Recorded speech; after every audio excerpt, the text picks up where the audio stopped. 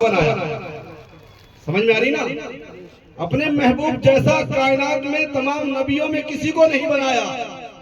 تمام نبیوں پر مصطفیٰ کو فضیلت عطا فرمائی. اسی طریقے سے غوث اعظم کو تمام ولیوں پر فضیلت عطا فرمائی. بات سمجھ میں آ رہی نا؟ تو آپ سمجھنا کہ ابھی فضیلت کیا بیان کی جا سکتی ہے. جس کی شان یہ ہو جو امام الاولیاء ہو، جو تاجدار اولیاء ہو، اس کی شان بیان نہیں کی جا سکتی ہے. اور حضرات گرامی، حضرت شیخ عبدالحق محدث دہلوی رضی اللہ تعالیٰ عنہ اخبار الاخیار کے اندر شان غوث اعظم بیان فرماتے ہیں. آپ فرماتے ہیں کہ غوث اعظم رضی اللہ تعالیٰ عنہ کی ذات سراپا کرامت ہے.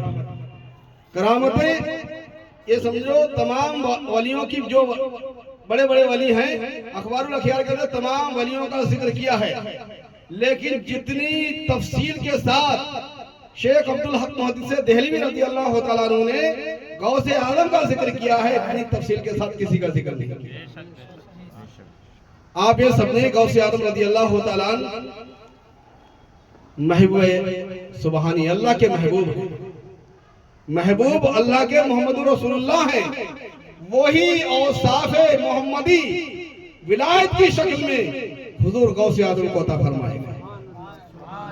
اور ایک چیز اور سن لیں کہ اللہ تعالیٰ کے حبیب محمد رسول اللہ صلی اللہ علیہ وسلم، ہم سب کے آقا، ارشاد فرماتے ہیں میری امت کے جو ولی ہیں وہ بنی اسرائیل کے انبیاء کی مثل ہیں.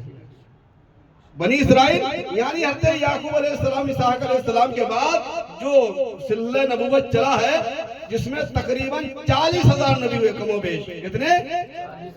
وہ بنی اسرائیل جن پر اللہ نے اپنی نعمتوں کو تمام فرمایا، جن کی فضیلت پوری کائنات پہ اللہ تعالیٰ نے ظاہر فرمائی. لیکن رسول اللہ فرماتے ہیں کہ میری امت کے جو اولیاء ہیں وہ بنی اسرائیل کے انبیاء کی مثل ہیں. تو آپ شان میں ملاحظہ فرمائیں. حضور غوث اعظم رضی اللہ تعالیٰ عنہ حضرت موسیٰ علیہ السلام کا ذکر آپ سماعت فرما رہے تھے.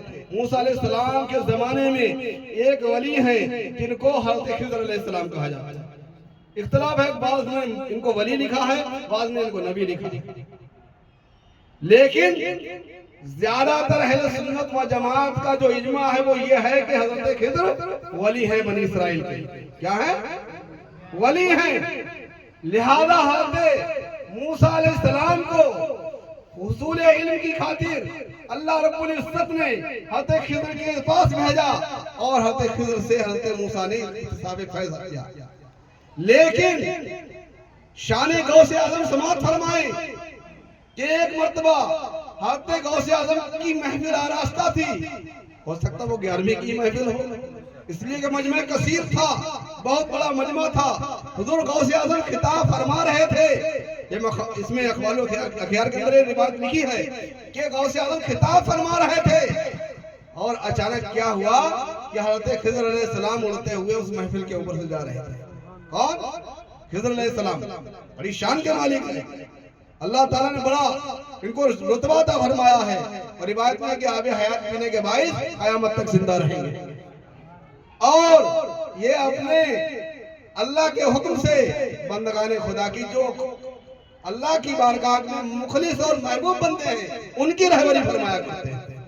لہذا حضرت خضر جا رہے تھے تو حضرت غوث اعظم رضی اللہ تعالیٰ عنہ مخاطب ہوتے ہیں اور ارشاد فرماتے ہیں اے خضر، اے اسرائیلی، لیکن اسرائیلی استعمال کیا، اے اسرائیلی آ میری محفل میں بیٹھ اور میرا ذکر سن، اس لیے کہ میں تجھ سے افضل ہوں، اس لیے کہ میں امت محمد رسول اللہ ہوں.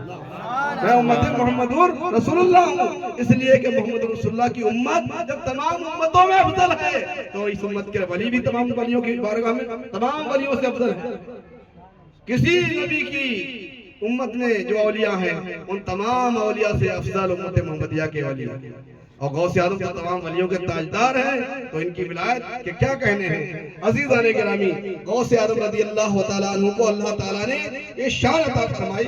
ایک تو ہوتا ہے کہ آدمی خود عامل ہوتا ہے، پرہیزگار ہوتا ہے.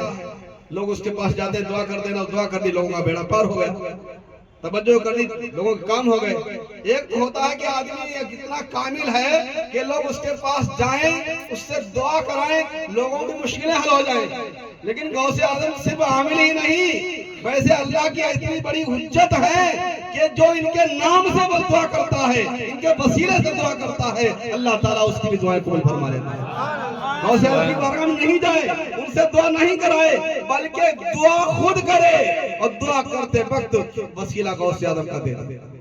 اور یہ سنو، ہماری آپ کی ہی بات نہیں، بڑے بڑے اولیاء نے غوث اعظم کے وسیلے سے دعا کی، بڑے بڑے ولیوں نے۔ ان بڑے ولیوں میں ہم نام لے دوں، حضرت امام ربانی مجدد الاسفانی کا نام سنا ہے، سرہند شریف کا نام سنا ہے کوئی جانتا ہے یہاں پہ؟ نہیں جانتے نا؟ سرہند شریف کا نام سنا ہے؟ نہیں سنا؟ آج ہم دنیا میں اتنے مشغول ہو گئے، اپنے محسنوں کو نہیں جانتے۔ کربلا کے میدان میں جس طریقے سے امام حسین نے دین کو بچایا، بغداد میں جیسے غوث اعظم نے دین کو بچایا، ہندوستان میں آ کر جیسے غریب نواز نے دین کی ترویج فرمائی، اسی طریقے سے سرحد کی سرزمین سے رہ کر پورے ہندوستان و عالم اسلام میں حضرت امام ربانی مجدد الاسفانی نے دین کو بچایا۔ اکبر نے جب دین الہی چلایا، بات سمجھ میں آ رہی ہے، اپنا دین چلایا، سجدہ کرانا شروع کر دیا، الوہیت کا اعلان کر دیا، ایسے وقت میں حضرت امام ربانی مجدد الاسفانی نے اکبر کے دین الہی کا رد کیا اور پرچم اسلام کو بلند فرمایا۔ اور یہ رسول اللہ صلی اللہ علیہ وسلم کی پیشین گوئی کے مطابق 1000 سال کے بعد دنیا میں تشریف لائے۔ رسول اللہ نے فرمایا جب میرا دین 1000 سال کے بعد، میرے 1000 سال کے بعد جب میرا دین خطرے میں ہوگا، میرے دین پر حملے ہوں گے، تو میرے نام پر ایک شخص اٹھے گا، میرے نام پر مطلب اس کا نام بھی میرے نام پر ہوگا، اور وہ میرے دین کو بچائے گا۔ تو وہ پیارے رسول کا نام احمد ہے نا، محمد و احمد ہے نا، یہ بتاؤ، ان کا نام بھی احمد ہے۔ تو یہ اٹھے اور انہوں نے پرچم اسلام کو بلند کیا اور دین کی عظمت کو بلند فرمایا۔ لہذا آپ بڑی شان کے مالک ہیں، اور آپ کے تمام کئی بیٹے ہیں، اور تمام بیٹوں کو اللہ تعالیٰ نے مقام قطبیت پر فائز فرمایا۔ تمام بیٹے آپ کے قطب تھے، اپنے وقت کے ولی کامل تھے۔ تو آپ کے بیٹوں کے ایک استاد تھے ملا طاہر، لاہور کے رہنے والے تھے۔ آج سے 400 سال پہلے کی بات ہے، آج کی بات نہیں کر رہا ہوں۔ آج تو پورے زمانے میں تلاش کرو کوئی ولی نظر نہیں آتا۔ پہلے کا دور وہ تھا کہ ہر گاؤں میں، ہر شہر میں، ہر علاقے میں 2-4 ولی مل جایا کرتے تھے۔ لہذا آپ کے بچوں کے، آپ کے بیٹوں کے استاد ملا طاہر لاہوری، ایک دن آپ نے ان کی طرف توجہ فرمائی۔ جب سبق ختم ہوا، بچے گھر میں آئے، تو آپ اپنے بچوں سے فرمانے لگے تمہارے جو استاد ہیں ملا طاہر، یہ شقی ہیں، کیا ہیں؟ بدبخت ہیں، ان کی پیشانی پر بدبختی کے آثار نمایاں ہیں، ان کا مقدر جہنم کی طرف ان کو لے جانے والا ہے۔ اللہ اکبر۔ ہم بھی لوگ اپنے پیر سے بھی محبت کرتے ہیں، اگر وفادار شاگرد ہے تو اپنے استاد سے محبت کرتا ہے، جو محبت کرتا ہے تو وہ اپنے استاد کے لیے، جس سے وہ محبت کرتا ہو اس کے لیے پریشان بھی ہوتا ہے اگر اس کی پریشانی سنی جائے۔ بچوں نے جب یہ سنا تو غمزدہ ہو گئے کہ ہمارا استاد اور بدبخت ہو، جہنم کی طرف جانے والا ہو، جہنمی ہو، یہ گوارا کیسے ہو سکتا ہے؟ بچوں نے کہا اے میرے والد گرامی، جب آپ میرے استاد کے چہرے پر یہ لکھا ہوا پڑھ سکتے ہیں کہ وہ بدبخت ہیں، تو آپ اتنی شان کے مالک ہیں، تو آپ یہ دعا کر کے یہ بھی کر سکتے ہیں کہ ان کی یہ بدبختی ختم ہو جائے۔ جب آپ چہرے پڑھ کر یہ بتا سکتے ہیں کہ وہ بدبخت ہیں، تو آپ اگر دعا کر دیں تو ان کی بدبختی ختم ہو جائے گی۔ آپ فرماتے ہیں جب میرے بیٹوں نے کہا تو میں نے اللہ کی بارگاہ میں ہاتھ اٹھایا، میں نے دعا کی، میں گڑ گڑاتا رہا، جواب آیا اے شیخ احمد، ملا طاہر کی شقاوت کو بدلا نہیں جا سکتا، یہ تو اس کی تقدیر بن چکی ہے، اس کا مقدر بن چکا ہے۔ اللہ اکبر۔ آپ فرماتے ہیں میں مایوس ہو گیا، میں غمزدہ ہو گیا، لیکن مجھے یاد آیا کہ غوث اعظم کی بڑی شان ہے، غوث اعظم کی بڑی شان ہے۔ آپ فرماتے اس کے بعد پھر میں نے غوث اعظم کے وسیلے سے دعا کی، میں تو سبحان اللہ، میں نے غوث اعظم کے وسیلے سے دعا کی۔ میں نے دعا شروع ہی کی تھی، میں نے ابھی ہاتھ نیچے کیے ہی نہیں تھے، آواز آئی کہ میں نے عبد القادر کے وسیلے سے ملا طاہر لاہوری کی شقاوت کو سعادت میں بدل دیا ہے، ان کی جہنمی پن کو جنتی ہونے میں تبدیل فرما دیا ہے۔ ہم اندازہ لگائیں، غوث اعظم کے نام کا وسیلہ دے دیا جائے تو جہنمیوں کو جنتی بنا دیا جائے، اور غوث اعظم جس پر توجہ فرما دے، غوث اعظم خود توجہ فرما دے۔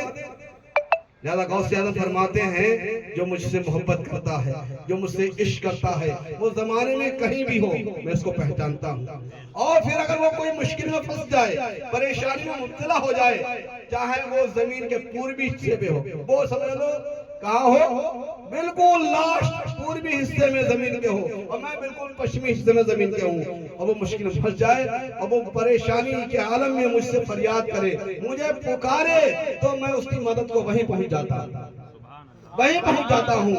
یہ ہے شان غوثیت، یہ ہے جلوہ غوثیت، یہ ہے مقام غوثیت کہ غوث اعظم رضی اللہ تعالیٰ فرماتے ہیں کہ قیامت تک جتنے بھی میرے سلسلے قادریہ میں داخل ہونے والے لوگ ہیں، میں تمام کو نام کے ساتھ جانتا ہوں، ان کے نام کے ساتھ جانتا ہوں۔ اتنی بڑی شان کا پیر اللہ نے ہمیں عطا فرمایا ہے، لہذا اپنی قسمت پہ ناز کرو کہ اللہ تعالیٰ نے کتنی شان کا بزرگ ہمیں عطا فرمایا ہے، ان سے محبت کریں، ان کی تعلیمات پر عمل کریں۔ لیکن آخری بات، جہاں تمام محبتیں ہیں، جہاں تمام عظمتیں ہیں، جہاں تمام رفعتیں ہیں، کہ غوث اعظم کے نام پر ہم لنگر بھی کریں، محفلوں کا انعقاد بھی کریں، لیکن غوث اعظم کا سبب بھی یاد رکھیں۔